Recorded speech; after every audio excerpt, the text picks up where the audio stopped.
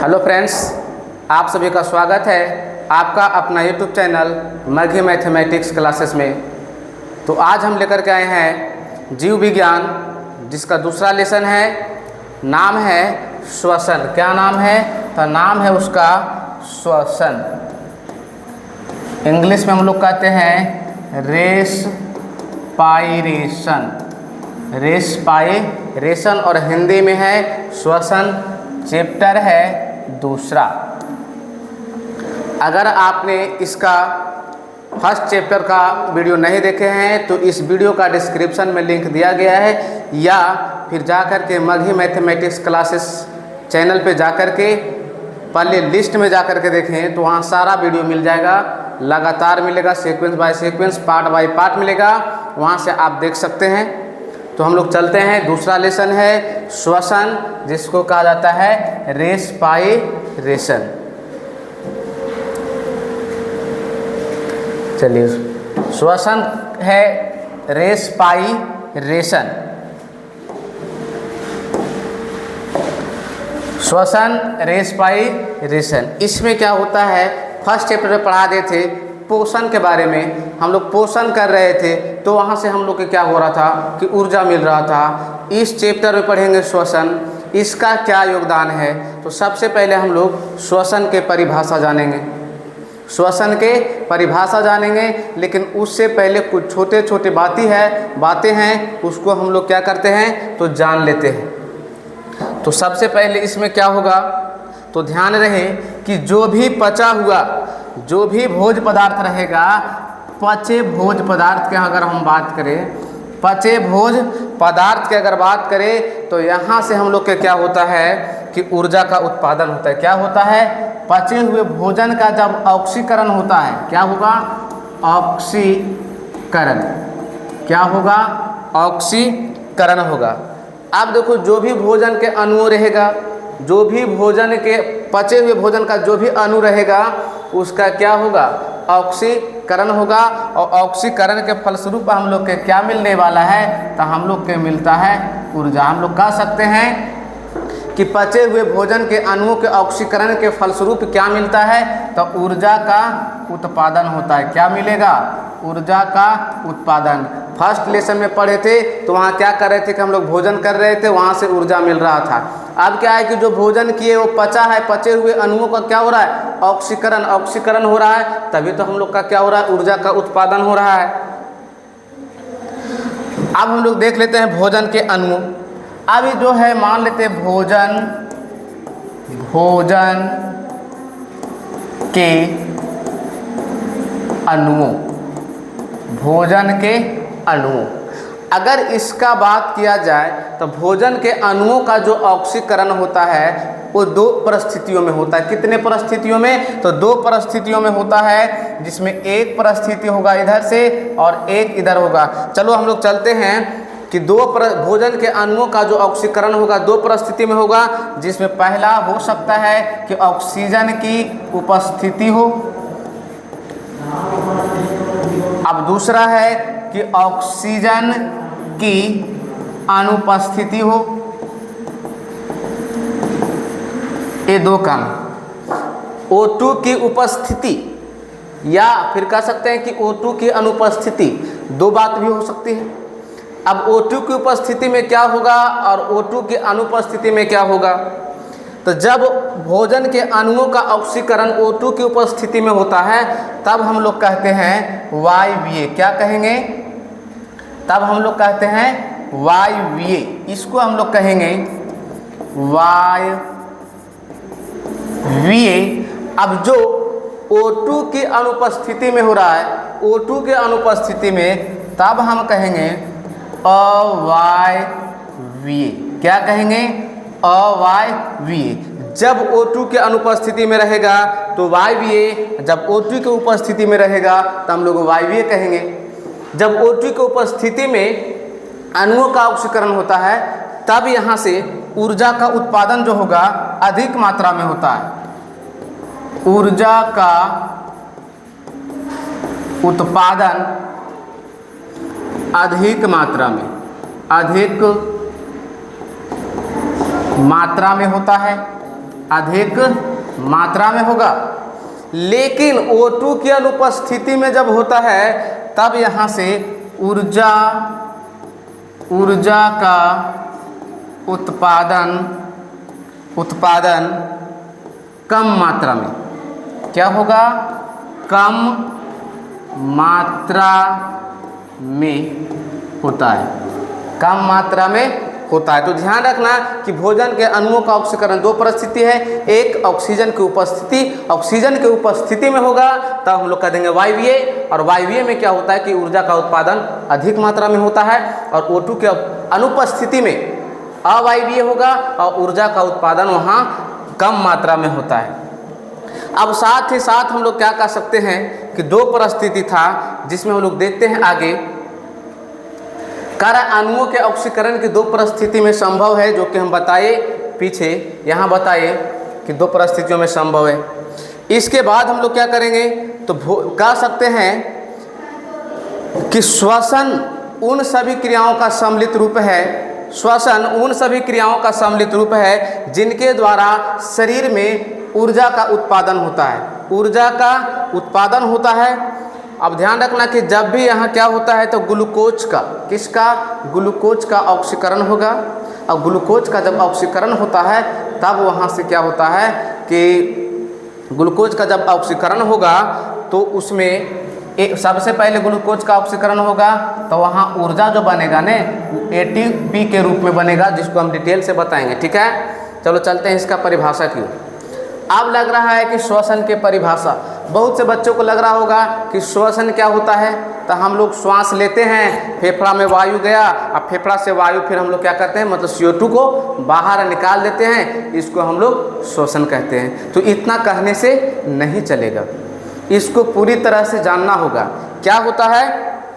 तो सबसे पहले ध्यान दें कि वातावरण से, कहाँ से, तो वातावरण या वायुमंडल से वायु को ग्रहण कर कहाँ तक, फेफड़ा तक, मतलब ऑक्सीजन को ग्रहण कर कहाँ पहुँचाना है, फेफड़ा में पहुँचाना है। अब फेफड़ा में पहुँचने के बाद वहाँ से उपस्थित रक्त में जो हीमोग्लोबिन होगा वो ऑक्सीजन को पकड़ करके, मतलब ऑक्सीजन को हीमोग्लोबिन के साथ मिलेगा, ऑक्सी हीमोग्लोबिन बनेगा, और वहाँ से जाने के बाद वो कहाँ पहुँचा देगा, ऊतकों में जाएगा। वहाँ से इतना जान लो कि वहाँ पूरी तरह से वो चला जाता है कोशिकाओं में। अब कोशिकाओं में जाता है तो कोशिकाओं में जाता है तो कोशिका द्रव्य होता है। अब हम लोग चलते हैं, फिर वहाँ से जो भी ऊर्जा का उत्पादन होता है उसके बाद CO2 जो बनता है उसको फिर से रक्त के माध्यम से फेफड़ा में ला जाता है। अब फेफड़ा इसे क्या करता है कि फिर से बाहर निकाल देता है, तब हम लोग कहते हैं कि श्वसन हुआ है। चलो हम लोग चलते हैं, यहाँ देखते हैं परिभाषा। कह रहा है कि श्वसन वैसी क्रियाओं का सम्मिलित रूप है जिसमें बाहरी वातावरण से, हम लोग बाहरी वातावरण से क्या करेंगे तो ऑक्सीजन ग्रहण कर शरीर के विभिन्न कोशिकाओं तक, शरीर के विभिन्न कोशिकाओं तक या सभी कोशिकाओं में क्या करता है, पहुंचाया जाता है। और जहां इसका उपयोग कोशिकीय ईंधन का ऑक्सीकरण कई चरणों में विशिष्ट एंजाइमों की उपस्थिति में करके जैव ऊर्जा का उत्पादन किया जाता है, तथा इस क्रिया से उत्पन्न कार्बन डाइऑक्साइड को फिर से कोशिकाओं से शरीर के बाहर निकाला जाता है। इस प्रक्रिया को हम लोग कह देते हैं श्वसन। क्या कहते हैं, तो कहते हैं श्वसन। क्या कह रहा था कि इसको हम लिख सकते हैं क्या, समीकरण के रूप में भी लिख सकते हैं। तो हम लोग चलो लिखते हैं समीकरण के रूप में। तो समीकरण में क्या होगा, C6H12O6, क्या होगा, C6H12O6। साथ में क्या मिलेगा, तो साथ में मिलेगा O2 रहेगा। काहे के भोजन करने के बाद जो पचा है वहाँ से बना है ग्लूकोज, और उसका क्या होगा, ऑक्सीकरण होगा। तो O2 अब किसके द्वारा कर रहा है, तो एंजाइम के द्वारा, यहाँ लिख लेते हैं एंजाइम, और इनके द्वारा होगा। तो क्या कर रहा है, तो बनेगा CO2। क्या बनेगा, CO2 बनेगा। फिर क्या कहा है कि थोड़ा मात्रा में जल बनेगा, और क्या कहा, तो इसके बाद हम लोग का ऊर्जा प्राप्त होता है। क्या प्राप्त होता है, ऊर्जा प्राप्त होता है, ऊर्जा हम लोग के मिलता है। क्या मिल गया? ऊर्जा। अब ये हम लोग का क्या है? हानिकारक पदार्थ से बाहर निकाल देते हैं, ये हमारा ऊर्जा है। तो हम लोग चलते हैं कि इसका विघटन हुआ कैसे भाई। तो इसका विघटन देख लेते हैं हम लोग। C6H12O6 एक ग्लूकोज है। ग्लूकोज का क्या होता है? विघटन। क्या होता है? विघटन मतलब ग्लूकोज टूटेगा और टूटने के बाद रासायनिक ऊर्जा मतलब किस रूप में? तो ATP के रूप में। किस रूप में? तो ATP के रूप में। मतलब जहाँ इसको विघटन होने से जो ऊर्जा मुक्त होती है वो क्या बनेगा? किस रूप में संचित रहेगा? तो ATP के रूप में संचित रहेगा, जिसको कहा जाता है एडिनोसाइन ट्राइफॉस्फेट। कभी कभी पूछा जाता है तो देना एडिनोसाइन ट्राइफॉस्फेट।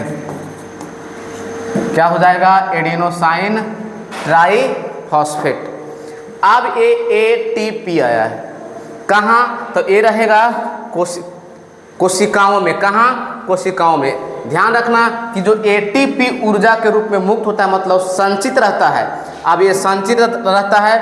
अब यहाँ से जो ATP के रूप में ऊर्जा संचित है, अब सभी जीव इसका जलीय विघटन करके उपयोग करते हैं। और सभी जीव इसका उपयोग करते हैं, इसीलिए ATP को लिख सकते हैं। ATP को जैव ऊर्जा कहते हैं। क्या कहते हैं? जैव ऊर्जा कहते हैं। क्या कहते हैं? जैव ऊर्जा कहते हैं। ध्यान में रखो इसको कि ATP को क्या कहते हैं? तो जैव ऊर्जा कहते हैं। कहे कि इसका जलीय विघटन से सभी उपयोग करते हैं।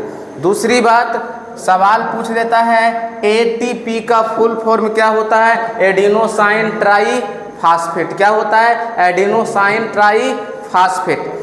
ATP बनता कहाँ से है? तो ATP बनेगा ग्लूकोज के विघटन से।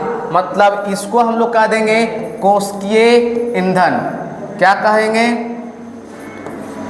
कोशिकीय ईंधन।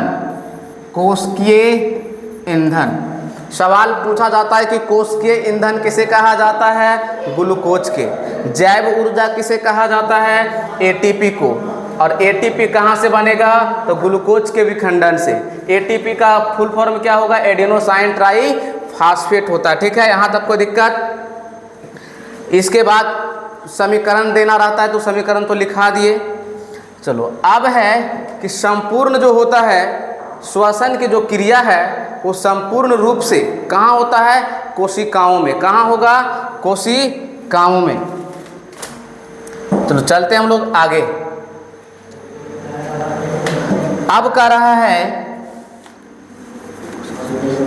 जो संपूर्ण कोशिकीय श्वसन होगा, संपूर्ण कोशिकीय श्वसन, संपूर्ण कोशिकीय श्वसन जो होगा उसको हम लोग देख लेते हैं। कहने का मतलब ग्लूकोज अणुओं का जो ऑक्सीकरण होता है वो कोशिकाओं में होता है, लेकिन संपूर्ण पूरी तरह से होता है वो कहाँ होगा? तो संपूर्ण कोशिकीय श्वसन कोशिकाओं में। कोशिकाओं में होता है। कोशिकाओं में होता है, इसलिए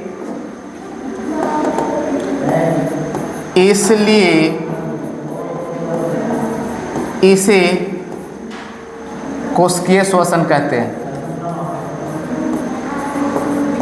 कोशिकीय श्वसन भी कहते हैं। कोशिकीय श्वसन भी कहते हैं। अब संपूर्ण कोशिकीय श्वसन जो है वो कोशिका में होता है, और कोशिका में होता है तो ये दो अवस्थाओं में होता है। कितने अवस्थाओं में? दो अवस्थाओं में होती है। कितने अवस्थाओं में? संपूर्ण कोश के जो श्वसन है कितने अवस्थाओं में होगा? दो अवस्थाओं में होगा, जिसमें पहला होगा अवायवीय। क्या होगा? अवायवीय। श्वसन, अवायवीय श्वसन, और दूसरा क्या हो जाएगा, तो हो जाएगा वायवीय श्वसन, वायवीय श्वसन। अब इन दोनों को हम पूरी तरह से डिटेल से देखेंगे कि अवायवीय श्वसन के अंदर क्या आएगा और वायवीय श्वसन के अंदर क्या आएगा, कैसे होता है दोनों को हम डिटेल से देखते हैं। चलो यहाँ तक समझ में आ गया होगा। अब हम इसके आगे बढ़ते हैं। तो इसमें क्या होता है, सबसे पहले अवायवीय श्वसन के बात किया जाए, अवायवीय श्वसन, तो इसमें सबसे पहले क्या लेना होगा, तो हम लोग लेते हैं ग्लूकोज। क्या लेंगे, ग्लूकोज। अब ये जो ग्लूकोज है, रहेगा कहाँ, तो ये रहेगा कोशिका में, और कोशिका में ही रहता है कोशिका द्रव, कोशिका द्रव्य क्या रहेगा, कोशिका द्रव रहेगा। लेकिन अवायवीय श्वसन, अब जो एक कोशिका द्रव में क्या हुआ, जब ग्लूकोज का विघटन होता है तो कहाँ, कोशिका द्रव्य में, तब ये जो ग्लूकोज है वो क्या होता है, तो पाइरूवेट बनाता है, पाइरूवेट, और साथ में क्या रहेगा, ATP रहेगा। ये चीज़ क्या करता है, बना लेता है। अब जो ये है पूर्ण रूप से इसका विखंडन नहीं होता है, आंशिक विखंडन होता है। कहने का मतलब कि कार्बन में, कार्बन का जो 6 परमाणु है, तो ग्लूकोज का एक परमाणु, ग्लूकोज का एक अणु रहेगा। अब ये टूटने के बाद पाइरूवेट को जो बनाता है, तो 3 करके, यहाँ कार्बन देखो 6 हुआ है ना, तब ये कार्बन 3 और कार्बन 3 2 भाग में टूट करके पाइरूवेट का कितने अणु बनाते हैं, तो पाइरूवेट का 2 अणु बनाते हैं। ग्लूकोज का 1 अणु और पाइरूवेट का 2 अणु बनाते हैं। चूँकि यहाँ क्या हुआ, तो आंशिक विखंडन होता है, और ये जो होता है ऑक्सीजन के अनुपस्थिति में होता है। क्या होता है, ऑक्सीजन के अनुपस्थिति में। तो हम लोग कह सकते हैं कि जो अवायवीय श्वसन है, अवायवीय श्वसन 3 चरणों में पूरी होती है। कितने चरण में, तो 3 चरण में, यानी 3 प्रकार से हो सकती है। कितने प्रकार से, 3 प्रकार से हो सकती है अवायवीय श्वसन। पहला कर सकते हैं हम लोग कि ये जो होने वाला है, हो सकता है कि O2 की अनुपस्थिति में हो, अणु, थोड़ा डिटेल से इसको लिख लेते दूरी से, O2 की, चलो लिख लेते यार, O2 की अणु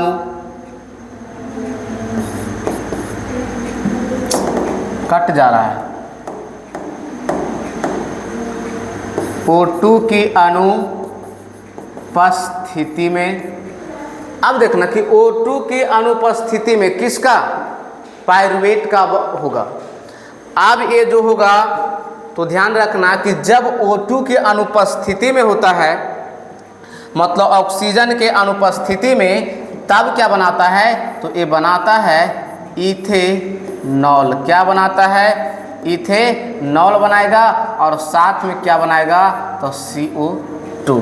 लेकिन एक काम कहाँ होने वाला है, तो ये काम होता है ईस्ट में। कहाँ होता है, ये काम होता है ईस्ट में। ध्यान रखना कि जब पाइरूवेट का विखंडन होगा, ऑक्सीकरण जब यहाँ होता है, तो O2 की अनुपस्थिति में ऑक्सीजन नहीं है, इसलिए कहाँ होगा, तो जवाब लगाना है कि ईस्ट में होता है। और क्या बनाता है, तो इथेनॉल और कार्बन डाइऑक्साइड। दूसरी बात, इसका जो है दूसरा चरण जो है, इसमें क्या होता है, तो इसमें होगा ऑक्सीजन की उपस्थिति में। चलो हम लोग लिख लेते हैं यहाँ, O2 की उपस्थिति में, O2 की उपस्थिति में अगर होता है तो O2 के उपस्थिति में रहेगा तो क्या बनाएगा, तो बनाएगा यहाँ से CO2, साथ में क्या बनाएगा H2O, और क्या बनाएगा तो यहाँ से ऊर्जा, क्या बना लेता है ऊर्जा। चलो अब क्या, जब यहाँ से बना लिया, कितने चरण में, 3 चरण में बताए ना, 3 प्रकार से। एक, ऑक्सीजन की अनुपस्थिति में ऑक्सीजन नहीं होगा तो कहाँ होगा, ईस्ट में होगा। ऑक्सीजन की उपस्थिति में कहाँ होगा, तब ये प्रक्रिया होता है माइटोकॉन्ड्रिया।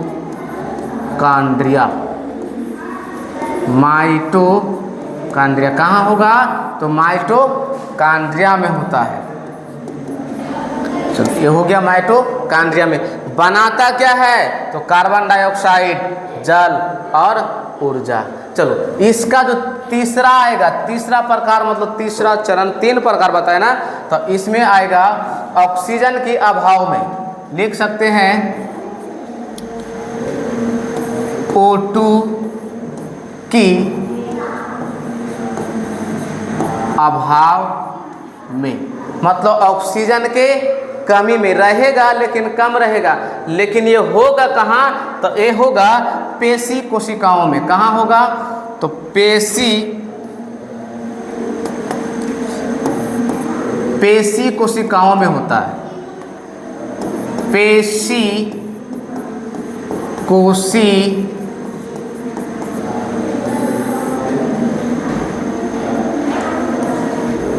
कहाँ होने वाला है, तो पेशी, एक साथ लिखा गया यार, पेशी कोशिकाओं में।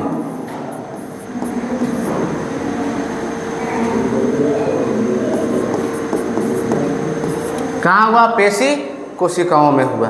ध्यान रखना, तीनों प्रोसेस बहुत अच्छे ढंग से समझा देंगे।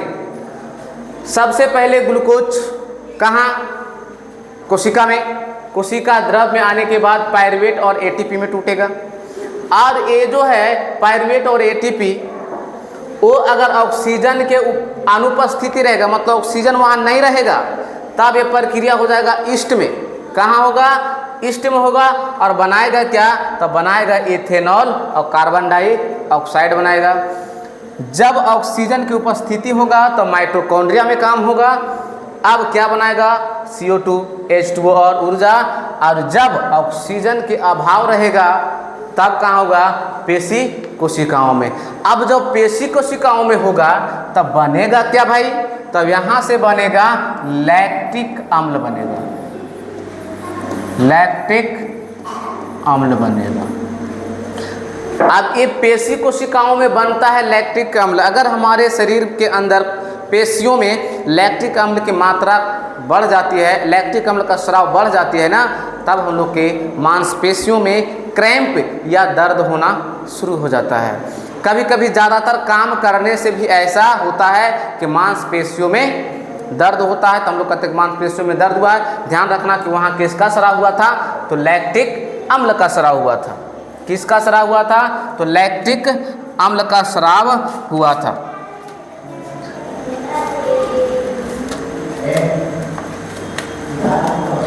चलो इसी प्रकार से हम एक देख लेते हैं कि वायवीय श्वसन।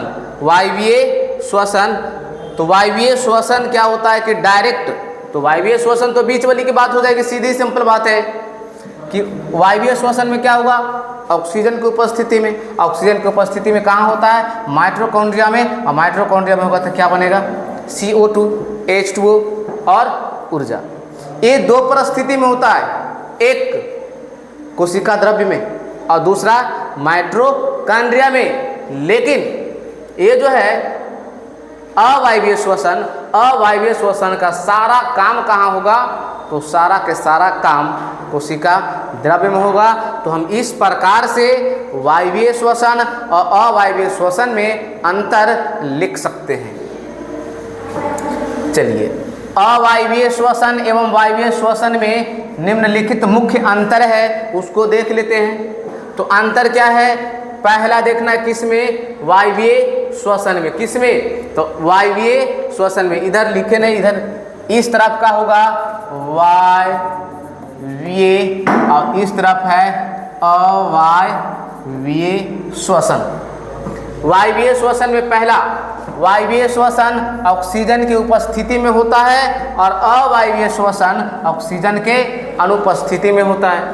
वायवीय श्वसन का प्रथम चरण कोशिका द्रव में और दूसरा चरण माइटोकॉन्ड्रिया में होता है। कहाँ होता है? तो पहला चरण कोशिका द्रव और दूसरा चरण माइटोकॉन्ड्रिया में, जबकि अवायवीय श्वसन में दोनों चरण पूरा क्रिया कहाँ हो जाता है? तो कोशिका द्रव्य में। तीसरा पॉइंट है कि अवायवीय श्वसन में ग्लूकोज का पूर्ण ऑक्सीकरण होता है। पूर्ण ऑक्सीकरण होता है और क्या बनाता है? तो कार्बन डाइऑक्साइड, जल और ऊर्जा।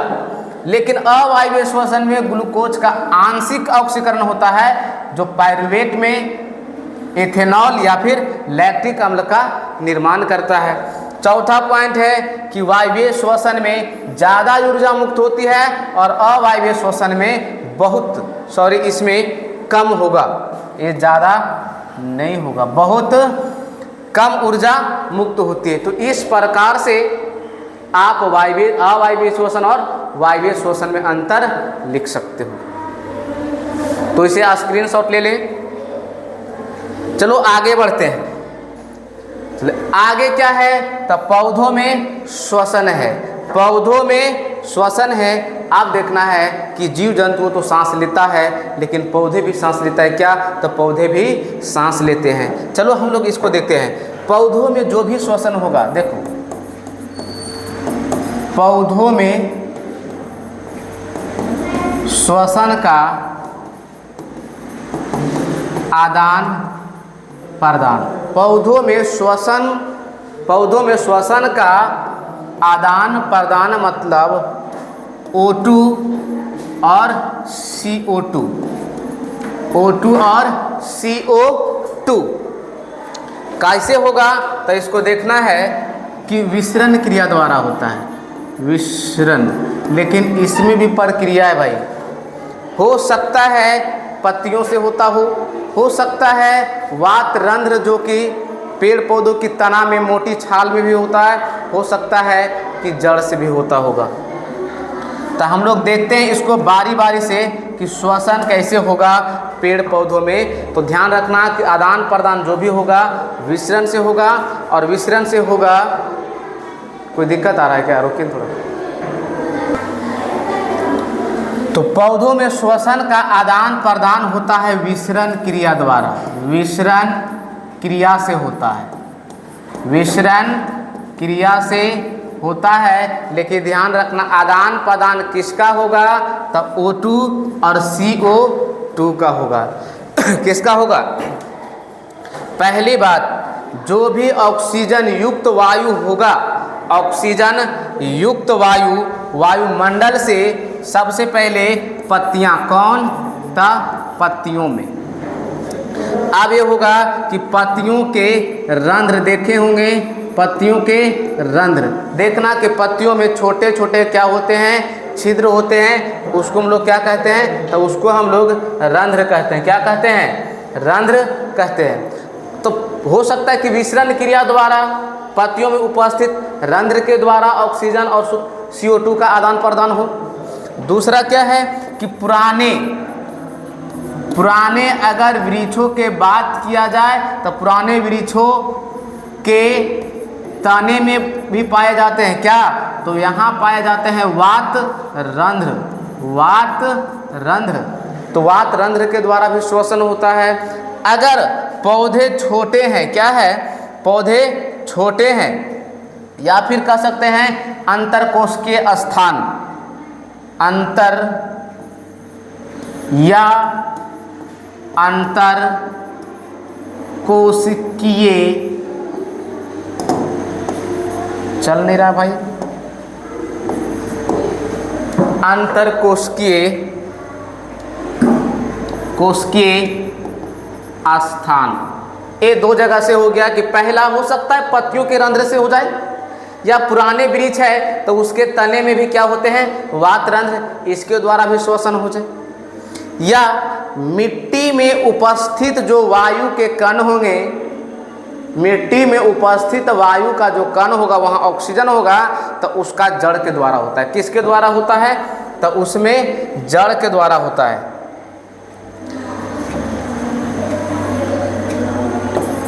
कह सकते हैं कि पौधे की जड़ें जब कहाँ हो?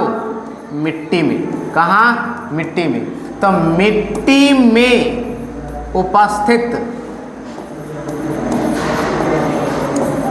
में उपस्थित जो O2 होगा, ऑक्सीजन, वो जड़ के मूल रोम के द्वारा, जड़ में क्या होते हैं? तो जड़ में होते हैं मूल रोम। मूल रोम ये होते हैं छोटे पौधों में। किसमें? छोटे पौधों में, जिसको कहा जाता है रूट हेयर। रूट हेयर्स पतले पतले केस की जैसा, बाल की जैसा होती है, तब मूल रोम के द्वारा भी क्या कर लेते हैं? O2 और CO2 का आदान प्रदान। लेकिन ध्यान रखना कि ये मूल जो रोम है पुराने वृक्षों में नहीं होते हैं। पुराने वृक्षों में मूल रोम नहीं होते हैं, नहीं होते हैं। ध्यान रखना। कभी कभी ऐसा भी सुना होगा कि पौधे हैं या पेड़ हैं तो उसमें ज़्यादा दिनों तक अगर पानी की मात्रा रहता है तो वो मर जाता है। कारण यही है, छोटा छोटा पौधा है, उसमें श्वसन की क्रिया कहाँ से हो रही है? उसके जड़ के मूल रोम से हो रही है, और वहाँ हमेशा पानी रह गया है, तो दिक्कत तो है। वो पौधा क्या होता है? मर जाता है।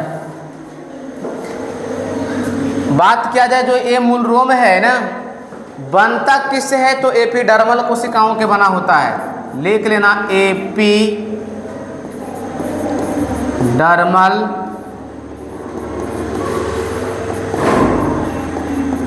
कोशिकाओं, एपिडर्मल कोशिकाओं का होता है।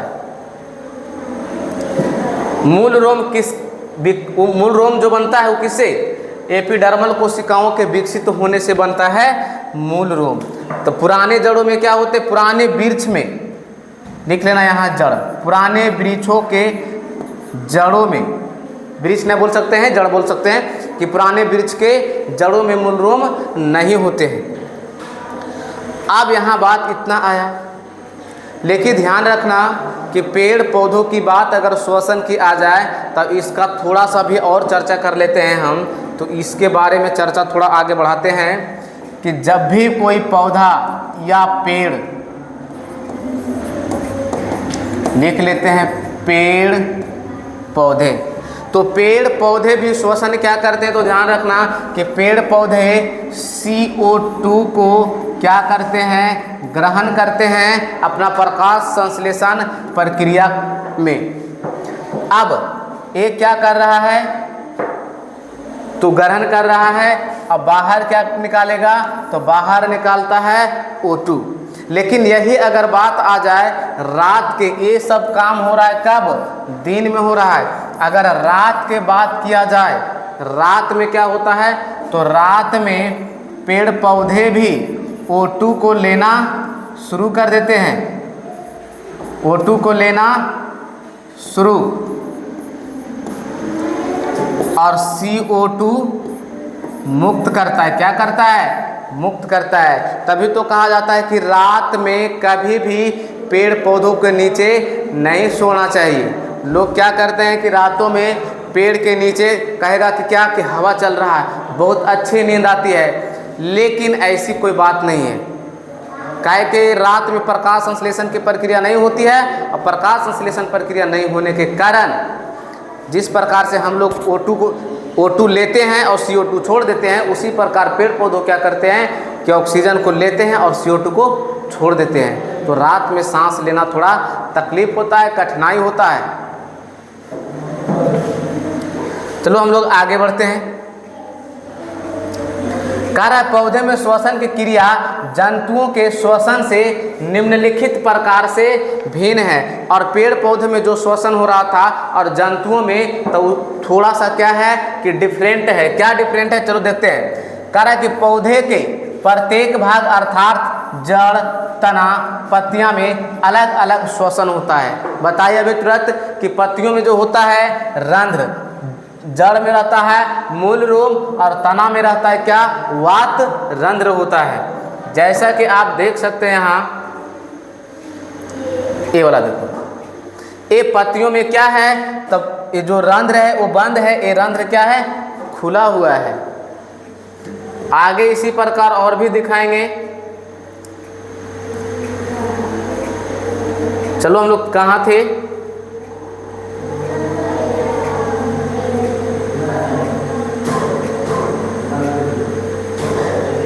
चलो यहाँ पर। इसके बाद हम लोग आगे चल रहे थे ना, पौधों के प्रत्येक भाग जड़, तना, पत्तियां। चल दूसरी बात है कि जंतु की तरह पौधे में श्वसन गैसों का परिवहन नहीं होता है। जंतुओं की तरह, आप देखो जंतुओं में कुछ अलग चीज़ है भाई, जंतुओं में कुछ खास अंग होते हैं लेकिन पेड़ पौधों में ऐसा नहीं है। तीसरा है कि पौधे में जंतुओं की अपेक्षा श्वसन की गति धीमी होती है। पौधों में जंतुओं की अपेक्षा बात किया जाए तो श्वसन की जो गति होता है वो थोड़ा स्लो होता है। आगे बढ़ते हैं। कह रहा है जंतुओं में गैसों का आदान प्रदान। अब तक हमने पढ़ा क्या कि पेड़ पौधों में गैसों का आदान प्रदान, अब हम लोग पढ़ेंगे जंतुओं में गैसों का आदान प्रदान। कहता है कि निम्न श्रेणी के जंतु में अगर एक कोशिकीय आएंगे, जैसे अमीबा हो गया, पैरामीशियम हो गया, तो इसमें जो गैसों का आदान प्रदान होता है ना, जैसे अमीबा और पैरामीशियम है, इनमें गैसों का आदान प्रदान होता है वो कोशिका झिल्ली के विसरण द्वारा होता है। लेकिन अगर निम्न श्रेणी के बहुकोशिकीय जंतुओं की बात की जाए, बहुकोशिकीय जंतु हैं लेकिन उसका श्रेणी निम्न है, जैसे में हाइड्रा, और हाइड्रा में होता है तो शरीर की सतह के द्वारा होता है। देखो ये अमीबा है, क्या कर रहा है, तो CO2 छोड़ रहा है और O2 को ये ग्रहण कर रहा है। उसी प्रकार आगे चलते हैं हम लोग। कह रहा है जंतुओं में सामान्यतः कितने प्रकार के श्वसन अंग हैं, तो 3 प्रकार के। कह सकते हैं कि जंतुओं में श्वसन कितने प्रकार के होते हैं, तो 3 प्रकार का अंग है जिसके माध्यम से जीव जंतु क्या करते हैं, श्वसन करते हैं। जिससे पहला है श्वास नली या ट्रैकिया कहो, दूसरा क्या है गिल्स, और तीसरा है फेफड़ा। तो सबसे पहले हम लोग पढ़ते हैं किसके बारे में, तो सबसे पहले हम लोग पढ़ेंगे श्वास नली के बारे में। लिखते हैं श्वास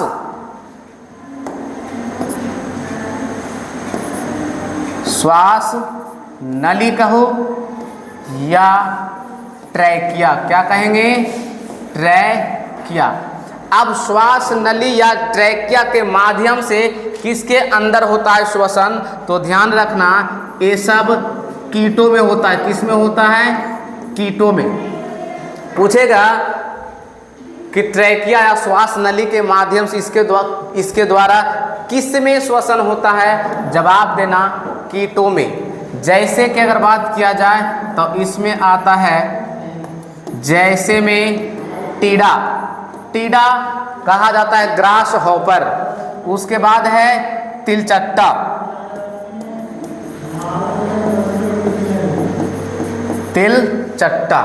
जैसा कि आप हम दिखा सकते हैं फिगर आप लोगों के, ये है, ये क्या है, तो श्वास नली या ट्रैकिया से श्वसन होने के लिए किसमें है, तो ये एगो कीट है। जैसा कि देख रहे हैं आप ट्रैकिया इसके पीछे की ओर है। अगर ट्रैकिया के बात किया जाए तो ट्रैकिया शरीर के अंदर ही होती है, ना कि शरीर के बाहर। कहाँ होती है, शरीर के अंदर होती है। अब ये ट्रैकिया के माध्यम से इसमें ढेर सारे श्वास रंध्र होते हैं, लिखा हुआ श्वास रंध्र होते हैं, इसी के माध्यम से क्या करते हैं, तो श्वसन करते हैं। कॉकरोच में भी इसी प्रकार से होता है। ठीक है, यहाँ तक कोई दिक्कत? चलो हम लोग आगे चलते हैं। चलो इस थोड़ा सा और इसमें ध्यान देने की बात है। दिक्कत कहाँ यार,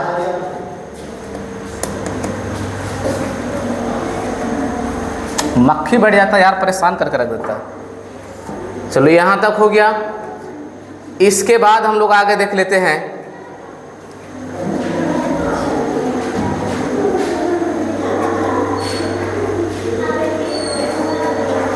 चलिए, ट्रैकिया हो गया कि ट्रैकिया या श्वास नली के माध्यम से कीटों में जैसे टीडा और तेलचट्टा में होता है, उसी प्रकार दूसरे बात करते हैं हम लोग किसका, तो दूसरा हम लोग के लिए है गिल्स।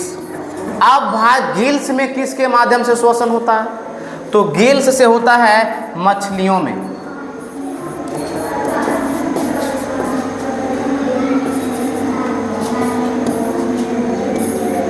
मछलियों में जो श्वसन होगा वो किसके माध्यम से होता है, तो गिल्स से होता है। या गिल्स के जगह पर क्या तो लिख सकता है गलफड़ा, गलफड़ा भी लिख सकता है, या एक और लिख सकता है इसके जगह कलोम छिद्र। क्या लिखेगा, तो कलोम छिद्र। अगर मछलियों का श्वसन अंग है तो होता है गलफड़ा या गिल्स या कलोम छिद्र। इसके साथ और भी है, जैसे मेढक हो गया। मेढक की अगर बात किया जाए, मेढक, तो मेढक में भी इसको में श्वसन जो होता है त्वचा से भी होता है, गिल्स से भी होता है और फेफड़ा से होता है। ठीक है, अब हम लोग देख लिए कि गिल्स के बारे में। तो गिल्स आखिर होता कहाँ है मछलियों में, तो देख लेते हैं एक बार मछली का फिगर हम लोग। ये है, तो ध्यान देना कि मछली का जो सिर होता है ना, इसके पीछे देखना ये वाला भाग दिखेगा इस प्रकार से। अब इसमें ढेर सारी परत बाई इस प्रकार के बना रहता है, जिसे हम लोग क्या कहते हैं, गिल्स पट्टिकाएं। देखो, जल हालांकि ग्रहण करता है कहाँ से, मुंह से, लेकिन यहाँ जाने के बाद क्या करता है कि जल में जो घुला हुआ ऑक्सीजन है उसे तोड़ देता है। और जल क्या होता है कि यहाँ से एक बाहर निकलेगा और एक तरफ से क्या होता है कि ऑक्सीजन को ग्रहण कर लेता है। तो इसमें गिल्स पट्टिकाएं होती है, ढेर सारे परत बाई परत, मतलब सजा हुआ रहता है गिल्स। तो गिल्स के समूह रहता है, इसीलिए हम लोग गिल्स पट्टिकाएं कहते हैं। चलो इसके आगे हम लोग देखते हैं क्या है। इसके बाद है फेफड़ा। तो फेफड़ा से श्वसन होने वाला किस में है, तो इसमें ध्यान देना कि जो फेफड़ा से श्वसन होगा,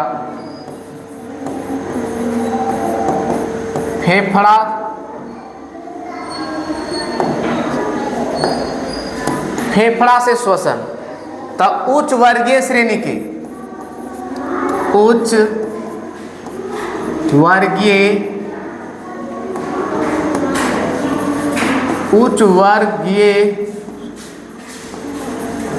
वर्गीय श्रेणी के जंतुओं में, उच्च वर्गीय श्रेणी, बार लिखा जा रहा है यार, श्रेणी के जंतुओं में, किसमें, जंतुओं में। जैसे अगर बात किया जाए तो मैमेलिया बात करते दम, मैमेलिया,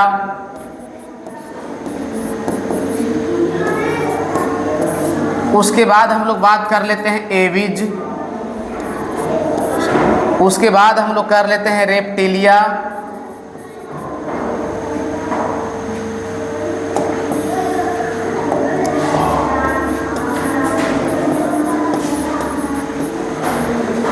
ये सब के अंदर मतलब उच्च वर्गीय श्रेणी के जंतु जैसे मैमेलिया, इसमें हो गया मनुष्य। एविज मतलब जो भी जितने भी आएंगे पंछी। और उसके बाद है रेप्टिलिया। रेप्टिलिया के मतलब जो भी रेंग करके चलने वाला जीव है, जैसे हम लोग इसमें लिखते सरीसृप। सरीसृप मतलब रेंग करके जो भी चलने वाला है। इस सब में जो भी श्वसन होगा किसके द्वारा होगा, तो फेफड़ा के द्वारा होगा। किसके द्वारा होगा, तो फेफड़ों के माध्यम से होता है। अब एक बात आता है एम्फीबिया। क्या आता है? एम्फीबिया।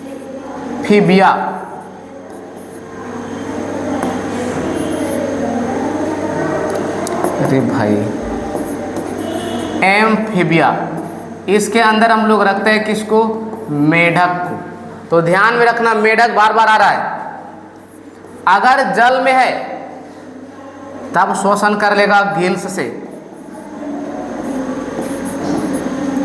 गिल्स। जल में है तो गिल्स, अगर जल से बाहर है तब हो जाएगा फेफड़ा। अब यदि जो ये मिट्टी में है तब हम लोग लिखते हैं त्वचा। चलो अब देखते हैं आगे क्या है। तो आज का टॉपिक यहीं तक रखते हैं। अब हम लोग नेक्स्ट वीडियो में मिलेंगे। तब तक के लिए thanks for watching this video.